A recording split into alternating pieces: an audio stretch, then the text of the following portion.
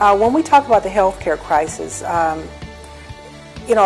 we came up with Obamacare or the Affordable Care Act, and that seems to have helped those people at the lower end of the spectrum. If you make over $55,000 a year, you're kind of blocked out of that system, and all of a sudden your health care goes really high.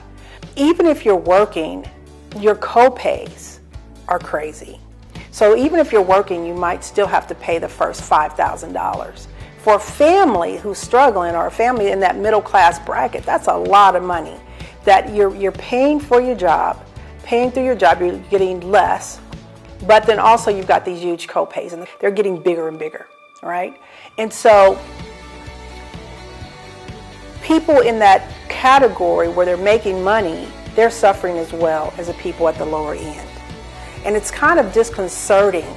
I think one of the problems and that people are angry about is that you got people that don't work that can go and get the surgeries they need and the things that they need, which I'm happy about. I'm happy that they're able to get that. But then you've got the people that do work hesitating to go to the doctor, hesitating to go get any procedure because you get these huge bills. So for example, if you go get an MRI for your knee or whatever, you've got the doctor that looks at your knee.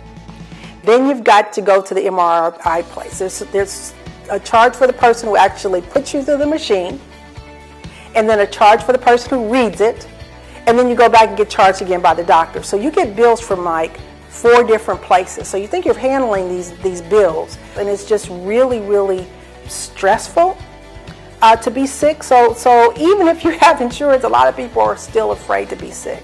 So then comes a conversation about universal health care. What if we had universal health care for everyone?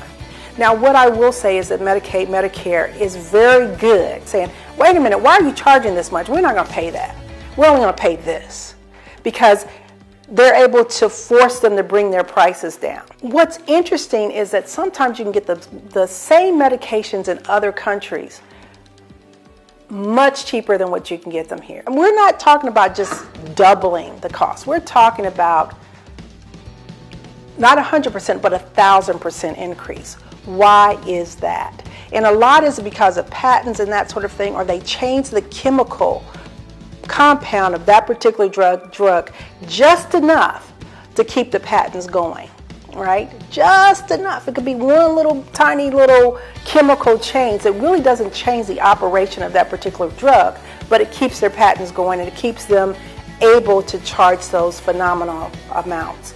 The government can go in and say, hey, we're not dealing with your patent right now. Do you really want to start doing that?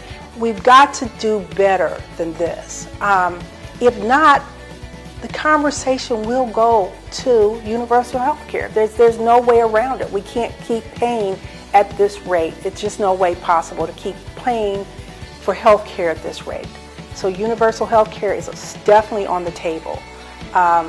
I could see it coming unless everybody kind of pitches in and say, okay, we need to bring these prices down. We need to bring them down fast and hard.